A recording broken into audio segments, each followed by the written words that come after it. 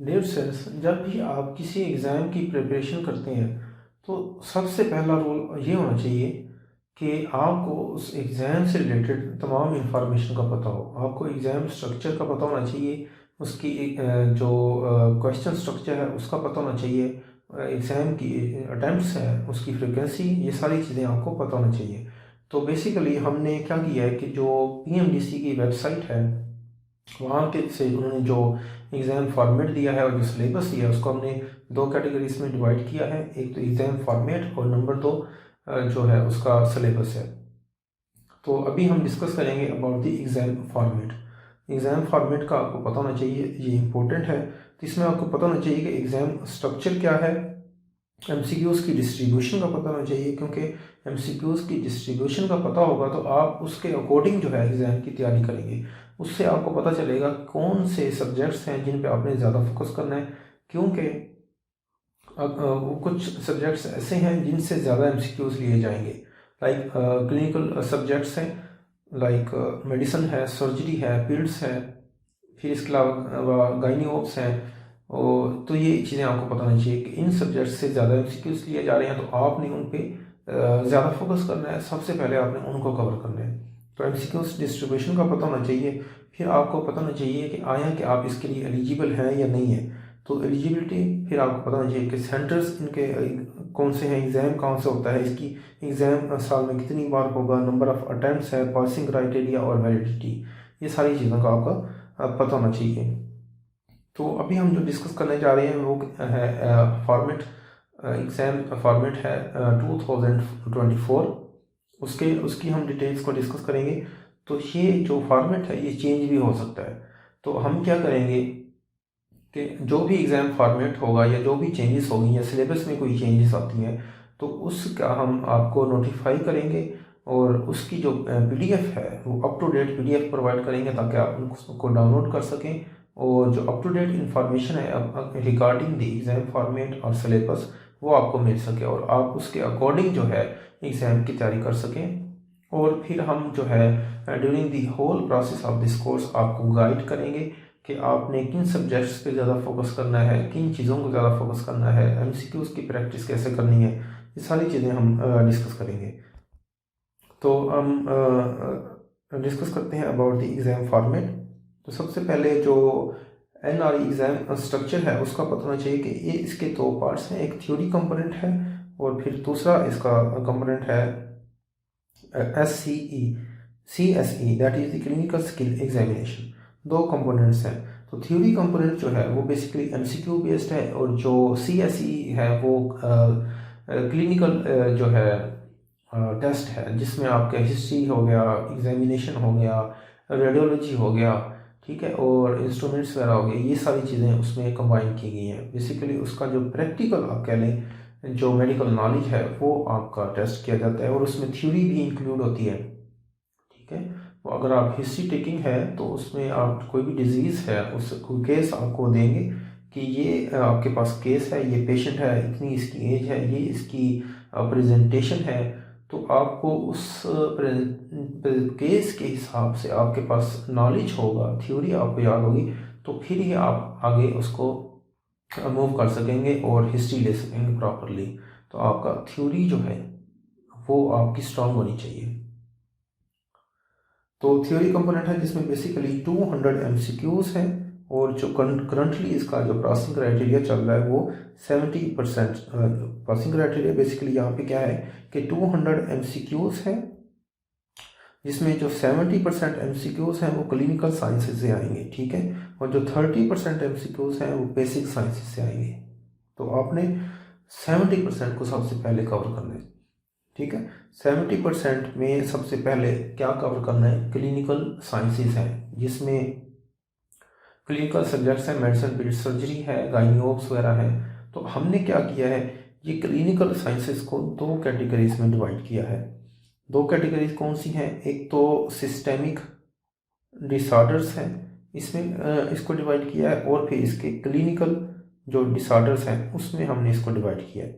तो systemic disorders में हमने कौन से सिस्टम्स हैं, लाइक कार्डियक है, वास्कुलर है, रेस्पिरेटरी है, रीनल है, जीआई है, ब्लड है, न्यूरो है, एंडोक्राइन है, ये सारे सिस्टम्स हैं। 11 सिस्टम्स को में हमने डिवाइड किया, तो उनके सारे डिसऑर्डर्स हैं, जिसमें हमने मेडिसिन है, पीड्स है, सिस्टेमिक मेडिसिन आ गई, सिस्टेमिक पैथोलॉजी आ गई, सिस्टेमिक पीडियाट्रिक्स आ गई, और सिस्टेमिक इन्फेक्शियस डिसऑर्डर्स हैं, उनको हमने डिस्कस किया है। और क्लिनिकल डिसऑर्डर्स में लाइक गायनी है, ओब्स है, डर्मा है, ठीक है, ईएनटी है, ठीक, आई है, ऑर्थोपेडिक साइकेट्री है, माइनर सब्जेक्ट्स हैं। तो इनको हमने डिवाइड किया इस तरह से। तो कोर्स में क्या होगा हमारे कि सिस्टमिक डिसऑर्डर्स हम सबसे पहले कवर करेंगे, क्योंकि सिस्टम जो है वो बहुत इंपॉर्टेंट है, बहुत इंपॉर्टेंट है, हाई रीड है। तो पहला जो स्टेप होना चाहिए आपका वो सिस्टमिक डिसऑर्डर्स होना चाहिए। तो सिस्टमिक डिसऑर्डर्स को कवर करेंगे, जिसमें हम systemic pathology, systemic medicine, systemic surgery और सिस्टमिक इन्फेक्शियस डिसऑर्डर्स को कवर करेंगे। फिर हम आएंगे टुवर्ड्स दी क्लिनिकल डिसऑर्डर्स, जिसमें हम जो है जनरल पीड्स, ठीक है, जनरल सर्जरी, फिर इसके बाद गायनी, ओब्स, डर्मा, ईएनटी, आई, ऑप्थेल्मोलॉजी और ऑर्थोपेडिक और साइकियाट्री को भी हम टच करेंगे। फिर दूसरा जो इसका कंपोनेंट है जो 30% है, जो इसमें से 30% एमसीक्यूज, यानी 100 में से 30 एमसीक्यूज, 200 एमसीक्यूज हैं, तो उसमें क्या होगा 70% आएंगे कहाँ से, क्लिनिकल डिसऑर्डर से, और 30% आएंगे फ्रॉम द बेसिक साइंसेज। और बेसिक साइंसेज में जैसे एम्ब्रियोलॉजी है, एनाटॉमी है, फिजियोलॉजी, फार्माकोलॉजी है, इम्यूनोबायोकेम है और माइक्रोबायोलॉजी है, इन्फेक्शियस डिसऑर्डर्स हैं, यहाँ से ये आएंगे। फोरेंसिक मेडिसिन, कम्युनिटी मेडिसिन है, तो 30% वहाँ से आएंगे। तो आपने सबसे पहले डिसऑर्डर्स को कवर करना है, फिर आपने आना है टुवर्ड्स दी बेसिक साइंसेज। तो NRE will be paper based, ठीक है, पेपर बेस्ड होगा, आपको पेजेस की फॉर्म में आपको पेपर दिया जाएगा, ठीक है, और फिर आपके पास एक शीट होगी, आंसर शीट होगी, बबल्स को आपने फिल करना होगा। Only candidates qualifying in theory, यानी एमसीक्यूज का जो फर्स्ट है यानी थ्योरी कंपोनेंट जो है, जो इसको पास करेंगे वही दूसरा स्टेप जो है क्लिनिकल स्किल एग्जामिनेशन है उसमें वो बैठ सकेंगे। तो एग्जाम स्ट्रक्चर, फिर क्लिनिकल स्किल है उसको हम बाद में डिस्कस करेंगे। तो फिर जो एनआरई पार्ट 1 एमसीक्यूज डिस्ट्रीब्यूशन है, उसका भी आपको पता होना चाहिए कि एमसीक्यूज की डिस्ट्रीब्यूशन कैसे है। तो जो एनआरई पार्ट 1 एग्ज़ाम है ये एमसीक्यूज बेस्ड एग्ज़ाम है, ठीक है, एमसीक्यूज होंगे 200 एमसीक्यूज होंगे, कितने 200 एमसीक्यूज होंगे। और इसमें क्या होगा कि बेसिक साइंसेस से 30% आएंगे, ठीक है, यानी टोटल 60 एमसीक्यूज आएंगे, ठीक है, बेसिक साइंसेस से 60 एमसीक्यू, 200 में से सिर्फ 60 एमसीक्यूज बेसिक साइंसेस में आने हैं। तो उसमें अप्लाइड पैथोलॉजी है, anatomy, physiology, pharmacology, biochem, community medicine, forensic medicine और टॉक्सिकोलॉजी है। तो यहाँ से आने हैं 60 एमसीक्यूज, पैथोलॉजी में से आने हैं 16, ठीक है। ये जो तीन है यहाँ से सब्जेक्ट्स, फिजियो, पैथो, एनाटॉमी, यहाँ से ज़्यादा एमसीक्यूज है। फिर इसके बाद नंबर 4 पे आया है फार्माकोलॉजी, इसमें से 8, पैथोलॉजी से 16 है, एनाटॉमी से 12, फिजियो से 10 है। फिर इसके बाद फार्माकोलॉजी है, वहाँ से 8 है, और बायोकेम और कम्युनिटी मेडिसिन से 6 एमसीक्यूज हैं, फोरेंसिक में से सिर्फ 2 एमसीक्यूज हैं, ठीक है। टोटल 60 एमसीक्यूज हैं फ्रॉम द बेसिक साइंसेज। और क्लिनिकल साइंसेज की भी हम बात करें तो इसमें जो क्लिनिकल साइंसेज हैं उसमें से 70% यानी कि 140 एमसीक्यूज आने हैं, 140 एमसीक्यूज डिसऑर्डर्स में से आएंगे, ठीक है, जिसमें सिस्टेमिक डिसऑर्डर्स और क्लिनिकल डिसऑर्डर्स यहाँ से आने हैं। तो मेडिसिन में सबसे ज़्यादा 52 एमसीक्यूज आएंगे मेडिसिन में, फिर सर्जरी में आएंगे 48 एमसीक्यूज, गायनी ओब्स में से, दोनों गायनी में से, ओब्स में से तो 14 एमसीक्यूज आएंगे, पीड्स से 14 एमसीक्यूज आएंगे, आई से 6, ईएनटी से 6 आएंगे। अब जो ऑर्थोपेडिक है वो सर्जरी की अलाइड है, ठीक है, और इसी तरह डर्माटोलॉजी है वो मेडिसिन की अलाइड है, उनको भी हम इसमें इंक्लूड करेंगे। मेडिसिन में डर्मा आ जाएगी और सर्जरी में फिर आ जाएगी ऑर्थोपेडिक है, और मेडिसिन के अलाइड में ही आएगी हमारे पास साइकियाट्री, यानी साइकियाट्री हम इसमें डिस्कस करेंगे प्लस डर्मा। और सर्जरी में आर्थो को हम टच करेंगे, ठीक है, और सर्जिकल एनाटमी में भी हम जो है इसको कवर करेंगे। तो टोटल 140 MCQs आएंगे इन डिसऑर्डर्स में से। सबसे पहले हमारी अप्रोच भी यही होगी कि हम सिस्टेमिक डिसऑर्डर्स को कवर करें, और उसके बाद सिस्टेमिक डिसऑर्डर्स में बेसिकली हम क्या करेंगे, अगर हम सिस्टेमिक डिसऑर्डर्स की बात करें तो उसमें हम क्या करेंगे कि उसमें हम पैथोलॉजी कवर करेंगे, मेडिसन कवर करेंगे 2, सर्जरी कवर करेंगे 3, ठीक है, और फिर हम पीड्स कवर करेंगे, सिस्टेमिक पीडियाट्रिक डिसऑर्डर्स हैं, और फिर इन्फेक्शियस डिसऑर्डर्स की जो मेडिसिन की अलाइड है। तो मेडिसिन के अलाइड में कौन से हो गए हमारे पास, डर्मा हो गया, डर्मा के अलावा और कौन सा हो गया, साइकेट्री हो गया, और फिर इन्फेक्शियस डिसऑर्डर्स। तो सिस्टेमिक डिसऑर्डर्स में हम systemic pathology, systemic medicine, systemic surgery, systemic paediatrics और सिस्टेमिक इन्फेक्शियस डिसऑर्डर्स को कवर कर लेंगे। फिर क्लिनिकल डिसऑर्डर्स में हम गायनी को कवर करेंगे, ओब्स को कवर करेंगे, ठीक है, फिर डर्माटोलॉजी को कवर करेंगे, ठीक है, फिर आई और ENT को कवर करेंगे, फिर हम साइकेट्री को कवर करेंगे, और सर्जरी के अलाइड जो है आर्थो उसको हम कवर करेंगे। और एट द एंड फिर हम आएंगे कवर करने के लिए रिमेनिंग दीज क्वेश्चंस, ठीक है, which are the around 50 MCQs, 48 MCQs है, ठीक है, 60 में से आप 16 निकाल दें तो आपके पास 44 MCQs बच जाएंगे। तो 44 MCQs को फिर हम एंड पे कवर करेंगे, जिसमें हम एनाटॉमी, फिजियो, फार्मा है, बायोकेम है, इम्यूनो, माइक्रो, इनको हम कवर करेंगे। तो ये एग्ज़ाम फॉर्मेट है, और इसमें हम हमारी जो स्ट्रेटजी होगी वो भी हमने डिस्कस कर लिया आपसे। तो इसका फिर आपको पता होना चाहिए कि एलिजिबिलिटी है क्या है, कि कौन से कैंडिडेट्स हैं जो इसके लिए एलिजिबल हैं, वो आपको पता होना चाहिए कि candidates who have successfully graduated from PMDC approved, यानी कि वो इंस्टीट्यूट्स, कॉलेजेस, यूनिवर्सिटी जो PMDC अप्रूव्ड है वहाँ से ग्रेजुएट हुए हैं, वहाँ से उन्होंने MBBS डिग्री ले ली है। कुछ चाइना की यूनिवर्सिटीज़ हैं जहाँ से स्टूडेंट्स जो हैं उनको प्रॉपरली वो जो है नहीं होते, ग्रेजुएट नहीं होते, इंटर्नशिप के लिए उनका टाइम होता है।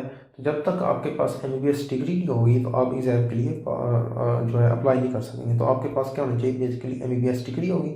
उसके बाद फिर आपको प्रोविजनल लाइसेंस के लिए अप्लाई करेंगे, प्रोविजनल लाइसेंस मिलेगा तो फिर आप जो है वो एलिजिबल होंगे for exam.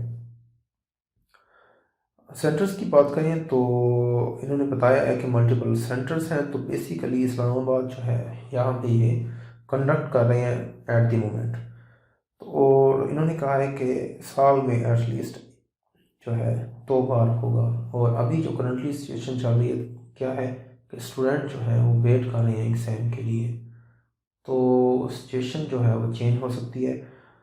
We hope for the betterment कि फ्यूचर में इंशाल्लाह बेहतर हो और आपके लिए आसानियाँ हो। नंबर ऑफ़ अटैम्प्ट्स की बात करें तो इसमें अटैम्प्ट्स की कोई लिमिटेशंस नहीं है।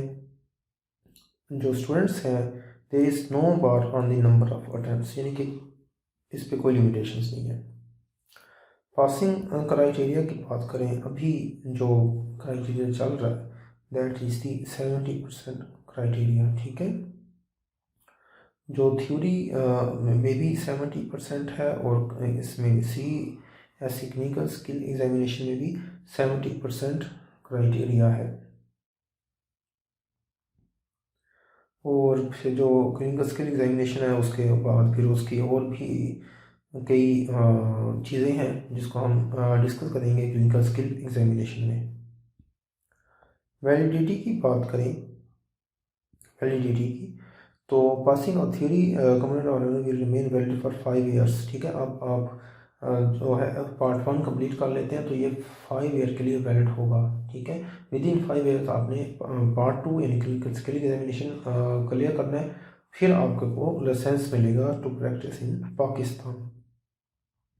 इसी तरह अगर CSE आप पास कर लेते हैं तो वो भी must be pass with in 5 years, ठीक है। If a candidate fails the CSE in 3 consecutive attempts, तो 3 आपने पार्ट 1 कर लिया है तो क्लिनिकल स्किल एग्जामिनेशन 3 बार फेल हो गया, तो ये कह रहे हैं कि आपने जो थ्योरी कंपोनेंट है और सीएसई कंपोनेंट, दोनों में आपने अगेन अपेयर होंगे। तो ये इसकी डिटेल्स हैं।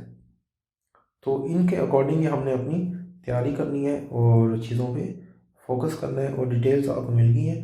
अप टू डेट जो भी पीडीएफ होगी वो आपको प्रोवाइड कर दी जाएगी। लाइक इन कमिंग ईयर्स कोई चेंजेस होंगी फॉर्मेट में, वो भी आपको पीडीएफ फॉर्म में प्रोवाइड कर दी जाएंगी। तो उसको आपने रीड करके अपना जो अपडेट इंफॉर्मेशन, अपडेट फॉर्मेट है, उस पर आपने फोकस करना है और उसके अकॉर्डिंग आपने अपनी प्रिपरेशन करनी है।